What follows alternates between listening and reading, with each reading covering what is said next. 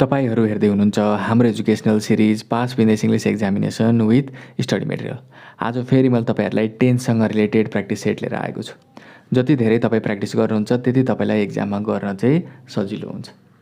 अब यो प्र्याक्टिस सेटमा मैले केही क्वेसन लिएको छु र हरेक क्वेसनको चाहिँ मैले 1 मार्क्स गेस गरेको छु। अब त्यो टोटल क्वेसनमध्ये तपाईँले चाहिँ कति मार्क्स ल्याउनुहुन्छ हामीले चाहिँ कमेन्ट गर्न चाहिँ नबिर्सिनु होला।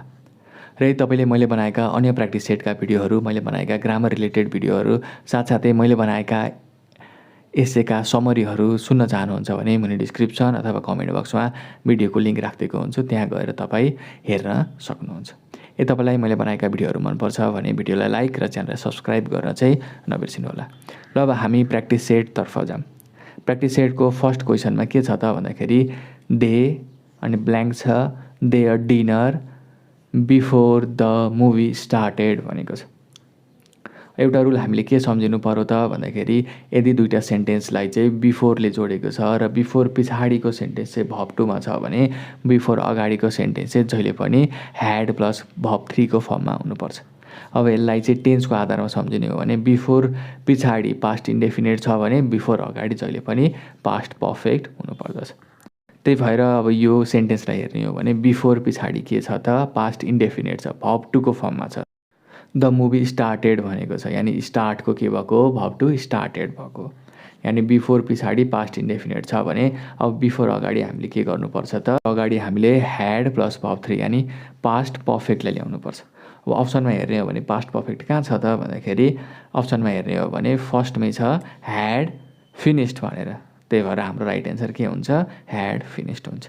रुल के सम्झिने, बिफोर पछाडि भर्ब 2 छ भने बिफोर अगाडि पास्ट पर्फेक्ट हुन्छ। पास्ट पर्फेक्टको स्ट्रक्चर भनेको ह्याड प्लस भर्ब 3।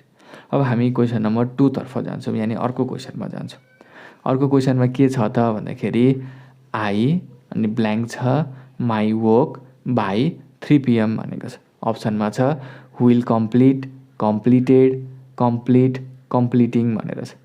एउटा कुरा तपाईँले के बुझ्नु पर्यो भन्दाखेरि यदि कुनै सेन्टेन्सको इन्डमा बाई प्लस कुनै टाइम पिरियड दिएको छ भने त्यो चाहिँ फ्युचरमा छ भन्ने सम्झिहाल्नु।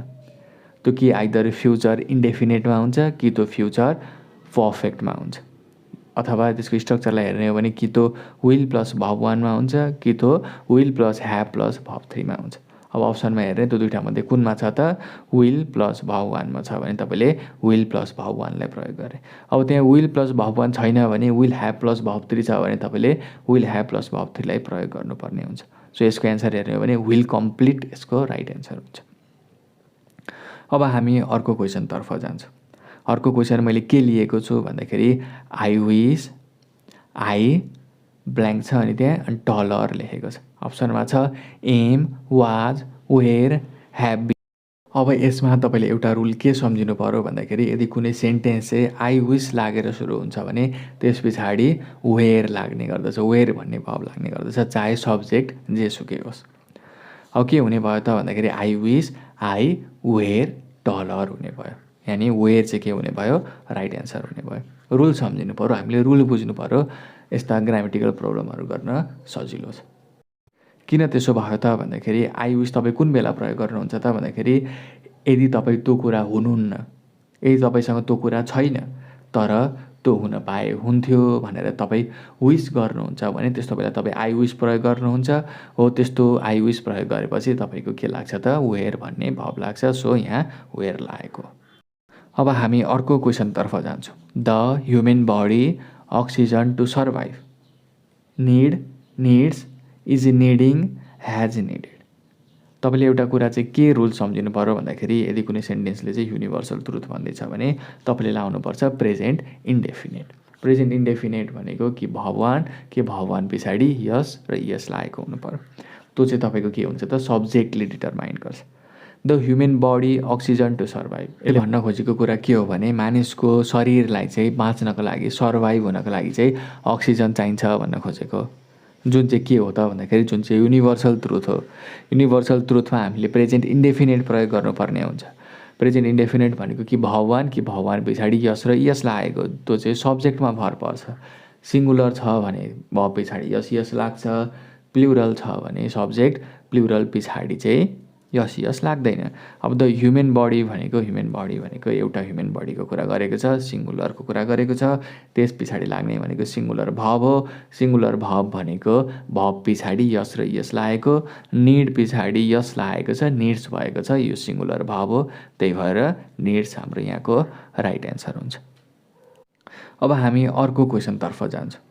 अर्को क्वेसन के छ भन्दाखेरि he in this company for 5 years। अप्सनमा छ वर्क, वर्क्स, ह्याज वर्कड र ह्याभ वर्कड भनेर छ। तपाईँले एउटा रुल के सम्झिनु पऱ्यो भन्दाखेरि यदि कुनै सेन्टेन्सको अन्तिममा सिन्स र फर लागेको छ र त्यस पछाडि कुनै टाइम पिरियड छ भने त्यहाँ तपाईँले लाउनु पर्ने स्ट्रक्चर भनेको कि ह्याज, कि ह्याभ, कि ह्याड प्लस भर्ब 3 हो। अब हाम्रो अप्सनमा हेर्ने हो भने त्यहाँ ह्याज र ह्याभ छ। ह्याज र ह्याभमा केबाट छान्ने त भन्दाखेरि ह्याज र ह्याभ छान्ने भनेको सब्जेक्ट अनुसार हो। ही र सबै सिङ्गुलर भर्बमा तपाईँले लाउनु पर्ने हुन्छ ह्याज। त्यही भएर ह्याज वर्कड हाम्रो के हुन्छ त यहाँ करेक्ट हुन्छ। अब हामी अर्को क्वेसनतर्फ जान्छौँ। अर्को क्वेसन के छ भन्दाखेरि if I find my keys I you. अप्सनमा छ will call, will called, call, called. अब अर्को रुल हामीले के बुझ्नु पर्यो त भन्दाखेरि यदि कुनै सेन्टेन्स चाहिँ इफबाट स्टार्ट हुन्छ र इफ पछाडि प्रेजेन्ट इन्डेफिनेट छ भने त्यस पछाडि आउने अर्को सेन्टेन्स चाहिँ फ्युचर इन्डेफिनेट हुन्छ। प्रेजेन्ट इन्डेफिनेट भनेको अघि नै भनिहालेँ, फ्युचर इन्डेफिनेट भनेको विल प्लस भर्ब 1 लागेको हुन्छ। अब यहाँ सेन्टेन्समा हेर्ने हो भने इफ आई फाइन्ड माई किज भनेको छ।